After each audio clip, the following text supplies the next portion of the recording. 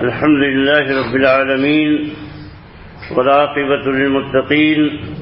والصلاة والسلام على نبينا محمد وعلى آله وأصحابه أجمعين اما بعد۔ حضرت نواس ابن سمعان رضی اللہ تعالیٰ عنہ سے روایت ہے، بیان فرماتے ہیں کہ میں نے رسول اللہ صلی اللہ علیہ وسلم کو فرماتے ہوئے سنا، یؤتی یوم القیامة بالقرآن وأهله الذين يعملون به في الدنيا تقدمه سورة البقرة وآل عمران تحاجان عن صاحبهما۔ قیامت کے دن قرآن اور اہل قرآن کو جو دنیا میں اس پر عمل کرتے سے لایا جائے گا، ان کے آگے آگے سورہ بقرہ اور آل عمران ہوں گی، جو اپنے پڑھنے والے کا دفاع کر رہی ہوں گی، پڑھنے والے کی وکالت کر رہی ہوں گی۔ آپ غور فرمائیے کہ قیامت کے دن جب ساری مخلوقات سر جھکائے انتہائی حسرت اور عاجزی کے عالم میں ہوگی اور ان کو اپنے انجام کا پتہ نہیں ہوگا، کہ پتہ نہیں ان کو سعادت حاصل ہوگی یا بدبختی کا سامنا کرنا پڑے گا، اور سب لوگ حیران ہوں گے، دل اڑے اڑے ہوں گے، نگاہیں پتھرائی ہوئی ہوں گی، آسمان و زمین بدل گئے ہوں گے، سورج چاند بے نور ہو گئے ہوں گے، زمین تاریک ہوگی، لوگ ایک دوسرے کے اندر ہوں گے، سب ننگے پیر ننگے بدن اور غیر مختون اٹھائے جائیں گے اور بڑا ازدحام ہوگا۔ ایسی صورت میں انسان کو اس بات کا انتظار ہوگا کہ کہیں سے کوئی خوشخبری مل جائے، کہیں سے کوئی بشارت حاصل ہو جائے، کہیں سے خوشحالی کی کوئی امید جاگ جائے۔ ایسے عالم میں جب سب لوگ پریشان ہوں گے اور رب العالمین کا دربار لگا ہوگا اور ہر آدمی اپنے اپنے مسائل میں الجھا ہوا ہوگا، اس دن جو ہے حاملہ عورتوں کا حمل ساقط ہو جائے گا، عورتیں پریشان ہوں گی، ایسے کیفیت سے گزر کر سب آئے ہوں گے۔ تو اس موقع پر رحمت کا مژدہ لے کر سورہ بقرہ اور آل عمران آگے کھڑے ہو جائیں گے اور کہیں گے اللہ تعالیٰ یہ بندہ جو ہے مجھ کو پڑھتا تھا دنیا میں اور میرا معنی و مفہوم سمجھا، اس نے اس پہ عمل کرنے کی کوشش کی، تو آپ بتائیے کتنی اچانک خوشی اس کو حاصل ہو جائے گی اور کتنا بڑا اعزاز اس کو مل جائے گا کہ ساری مخلوق کے سامنے جب پوری دنیا پریشان ہے، دو صورتیں آ کے اس کے ڈیفینس اور وکالت کے لیے کھڑی ہو جائیں گی اور اس کی وکالت کریں گے اور پروردگار کے دربار میں، اور پروردگار کی طرف سے کسی کو اجازت بھی نہیں ملے گی کوئی کسی کی وکالت کرے، لیکن ان صورتوں کو خصوصی اجازت ہے اللہ کی طرف سے کہ یہ آئیں اور وکالت کریں۔ یہ بہت بڑے شرف اور بہت بڑے اعزاز کی بات ہے، لیکن افسوس کی بات یہ ہے کہ دنیا میں یہ سب باتیں انسان کی سمجھ میں نہیں آتی ہیں، یا بہت کم آتی ہیں، یا بہت کم لوگوں کو سمجھ میں آتی ہیں۔ جو بڑے خوش نصیب لوگ ہیں انہی کو یہ باتیں سمجھ میں آتی ہیں، ورنہ عام طور پہ دنیا تو ایسے کاموں میں منہمک اور مشغول ہے کہ جو قیامت کے دن کے لیے باعث حسرت بننے والی مشغولیات ہیں تو ان کو نفع پہنچانے والی مشغولیات نہیں ہیں۔ اور اللہ تعالیٰ فرماتا ہے قیامت کا نقشہ کھینچتے ہوئے، یوم یفر المرء من اخیہ وامہ وابیہ وصاحبتہ وبنیہ لکل امرئ منہم یومئذ شأن یغنیہ، کہ جس دن آدمی اپنے بھائی سے، اپنی ماں سے، اپنے باپ سے، اپنی بیوی سے، اپنی اولاد سے بھاگے گا، اس لیے کہ ہر آدمی کی اپنی اپنی ایسی حالت ہوگی جو ایک کو دوسرے سے بے پرواہ کر دے گی۔ ایسی صورت میں اگر یہ رحمت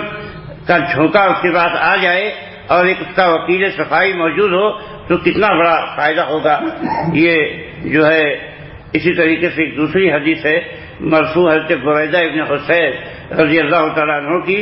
یجیء القرآن یوم القیامۃ کالرجل الصاحب ویقول لصاحبہ انا الذی اسہرت لیلک واجمعت حواجرک، کہ قیامت کے دن قرآن ایک ایسے شخص کی طرح آئے گا جس کا رنگ اڑا اڑا سا ہوگا، تو وہ اپنے پڑھنے والے سے کہے گا کہ میں نے ہی تیری راتوں کو جگایا تھا اور تیرے دن کو میں نے پیاس میں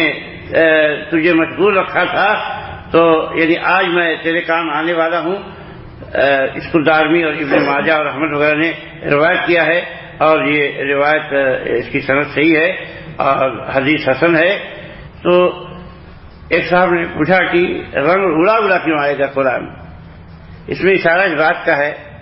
کہ جب آدمی رات کو جاگا ہوتا ہے تو اس کے چہرے پہ جاگنے کے آثار ہوتے ہیں اور رنگت اڑی اڑی سے نظر آتی ہے، تو یہ اشارہ ہوگا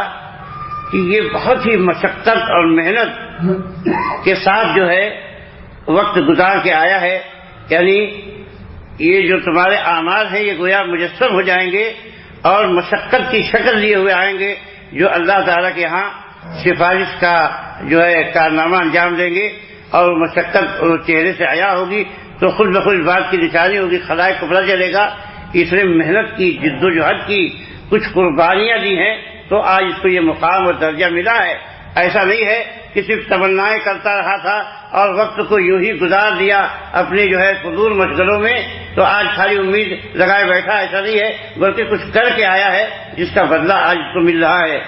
ایسے ہی کچھ اور صورتیں ہیں جو اللہ تعالیٰ یہاں خاص اہمیت کے حامل ہیں،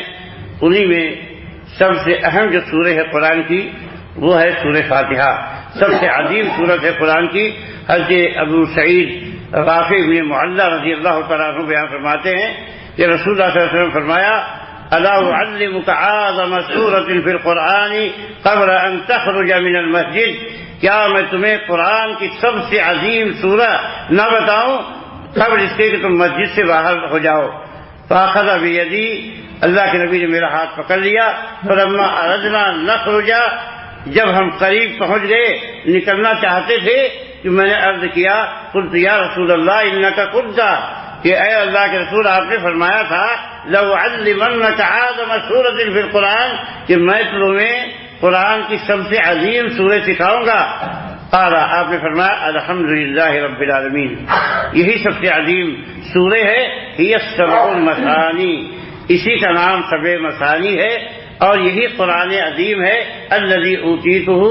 جو اللہ نے مجھے عطا فرمایا ہے۔ یہ بخاری کی روایت ہے، اور اسی طریقے سے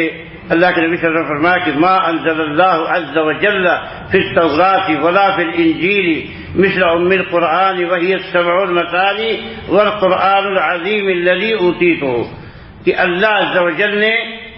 تورات میں نہ انجیل میں کسی میں بھی ام القرآن جیسی کوئی سورہ نازل نہیں فرمائی، اور یہی سبع مثانی ہے، اور یہی وہ قرآن ہے جو اللہ نے مجھ کو عطا فرمایا ہے۔ یہ حدیث نسائی اور حاکم وغیرہ کی صحیح روایت ہے اور ترمذی میں بھی موجود ہے۔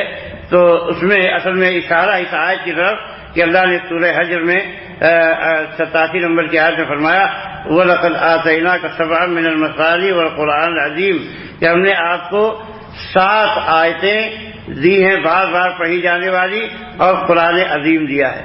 اس کو سبع اس لیے کہا کہ 7 آیتیں ہیں، اور مثانی اس لیے کہا کہ وہ ہر رکعت میں پڑھی جاتی ہے، یعنی بغیر سورہ فاتحہ پڑھے کوئی نماز ہوتی نہیں ہے، تو ہر رکعت میں سورہ فاتحہ پڑھنا لازم ہے، پڑھی جاتی ہے، اس لیے تو مثانی کہا کہ بار بار دہرائی جاتی ہے، ریپیٹ کی جاتی ہے۔ اور قرآن عظیم تخصیص کے معنی کے طور پر کہا گیا ہے کہ اس نام سے جو ہے سورہ فاتحہ کی تخصیص ہے، اگرچہ ہر قرآن کی ہر چیز کیا ہے وہ قرآن عظیم ہے، لیکن سمجھیے اسے کہا جاتا ہے بیت اللہ،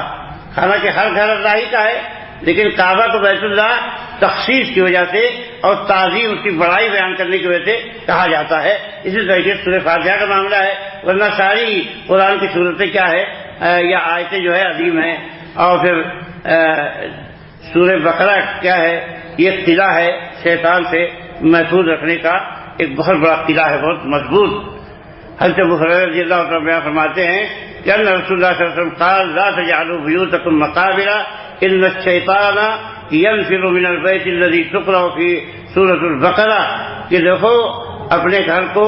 قبرستان نہ بناؤ۔ یہ مسلم کی روایت ہے، اللہ کے نبی صلی اللہ علیہ وسلم فرماتے ہیں اپنے گھروں کو قبرستان نہ بناؤ، کیونکہ شیطان گھر سے بھاگتا ہے جس میں سورہ بقرہ پڑھی جاتی ہے۔ قبرستان نہ بناؤ، جیسے قبرستان میں کیا ہے، مردے قرآن نہیں پڑھتے ہیں نا، نماز پڑھتے ہیں، نہ قرآن پڑھتے ہیں، تو اس لیے کہا کہ اپنے گھروں قبرستان نہ بناؤ، یعنی مردوں کی طرح زندگی مت گزارو، بلکہ قرآن پڑھ کے اپنے گھروں میں زندگی لے آؤ۔ پتہ چلا کہ اللہ کی آیتیں پڑھنے سے گھر کے اندر زندگی پیدا ہوتی ہے، روشنی پیدا ہوتی ہے، رونق آتی ہے، خیر و برکت کا حصول ہوتا ہے۔ جو ہے آدمی جب قرآن پڑھتا ہے، گھر کو قرآن اور نماز سے آباد کرنا یہ بڑی فائدہ مند چیز ہے۔ اس میں خاص طور سے اللہ کے نبی صلی اللہ علیہ وسلم سورہ بقرہ کی نشاندہی فرمائی ہے، کہا کہ جس گھر میں سورہ بقرہ پڑھی جاتی ہے اس سے شیطان بھاگتا ہے۔ بعض لوگ کہتے ہیں ارے بھائی بڑی مشقت ہے سورہ بقرہ پڑھنے کی، لاؤڈ کے ریکارڈر لگا دیتے ہیں سورہ بقرہ کا جو ہے تو شیطان بھاگ جائے گا، تو ایسا نہیں ہے، وہ کام نہیں ہوگا۔ کیسٹ لگا دیتے، ٹھیک ہے کیسٹ لگا کے سن سکتے ہیں آپ، جائز ہے، لیکن اس کام کے لیے کیسٹ کام دینے والی نہیں ہے۔ اس کام کے لیے تو آپ پڑھیں، آپ کی بیوی پڑھے، آپ کی بیٹی پڑھے، آپ کا بیٹا پڑھے، کوئی بھی پڑھے تو یہ فائدہ حاصل ہوگا۔ لیکن آپ سوچیے کیسٹ لگا دے لاؤ یا جو ہے ٹی وی کا بٹن دبا کسی قاری صاحب کو لے آئیں اور وہ پڑھتے رہیں تو اس سے یہ فائدہ نہیں ملنے والا ہے۔ تو اس بات کو دھیان رکھنا چاہیے۔ اور پھر سورہ بقرہ میں ایک دو آیتیں ایسی ہیں جو اور زیادہ اہمیت کی حامل ہیں۔ اللہ کے نبی صلی اللہ علیہ وسلم حضرت ابو مسعود بدری رضی اللہ تعالیٰ کی روایت میں بیان فرماتے ہیں کہ من قرأ بالآیتین من آخر سورۃ البقرۃ فی لیلۃ کفتاہ، کہ جو آدمی رات میں سورہ بقرہ کی آخری دو آیتیں، آخری دو آیتیں کون؟ آمن الرسول بما انزل الیہ من ربہ والمؤمنون، یہ آخری دو آیتیں جو پڑھے گا تو اللہ کے نبی صلی اللہ علیہ وسلم کیا فرمایا کہ رات میں اگر پڑھے گا تو یہ کافی ہو جائیں گی، یہ دونوں کافی ہو جائیں گی۔ کس چیز سے کافی ہو جائیں گی؟ اس کی تفسیر میں اور شرح میں علماء نے بیان کیا کہ اس رات میں جتنی بھی تکلیف دہ چیزیں ہیں ان سب کی طرف سے کافی ہو جائیں گی، یا کہا گیا کہ قیام اللیل کی طرف سے کافی ہو جائیں گی، یا کہا گیا کہ جتنی دعائیں بہت ساری جو وارد ہیں اگر اس کو نہیں پڑھے گا، خالی یہ پڑھ لے گا تو بھی جو ہے وہ کافی ہو جائیں گی، کیونکہ اس کے اندر اتنی دعا پائی جاتی ہے جس کے اندر دنیا اور آخرت کی بہت ساری بھلائیاں کامل طور پہ موجود ہیں۔ تو اور بھی بہت ساری باتیں کہی ہیں، تو ان دونوں آیتوں کا اہتمام جو ہے انسان کو کرنا چاہیے کہ بہت سارے فائدے ہیں۔ اور بھی جو آیتوں کی یا سورتوں کی جو فضیلتیں آئی ہیں ان سب کو جو ہے دھیان میں رکھتے ہوئے آدمی کو قرآن کے ساتھ اہتمام کرنا چاہیے۔ بہت بڑی فائدے کی چیز ہے، انسان جو ہے اس دنیا کی پریشانی میں اگر اخلاص کے ساتھ ان قرآن کے ساتھ اہتمام کرتا ہے، اس کی صورتوں آیتوں کو پڑھتا ہے تو دنیا آخرت کی بہت ساری بھلائیاں اس کو حاصل ہوں گی۔ لیکن افسوس کی بات یہ ہے کہ آج جو ہے ان باتوں کی قدر و قیمت بہت کم رہ گئی ہے۔ اللہ ہمیں ان باتوں کو سمجھنے کی اور ان پر عمل کرنے کی توفیق عطا فرمائے، اور ان کے خیر و برکات سے اللہ تعالی ہمیں مستفید ہونے کی توفیق عطا فرمائے اور ہمیں نوازے۔ اقول قولی ھذا واستغفر اللہ لی ولکم ولسائر المسلمین من کل ذنب وصلی اللہ تعالی علی نبینا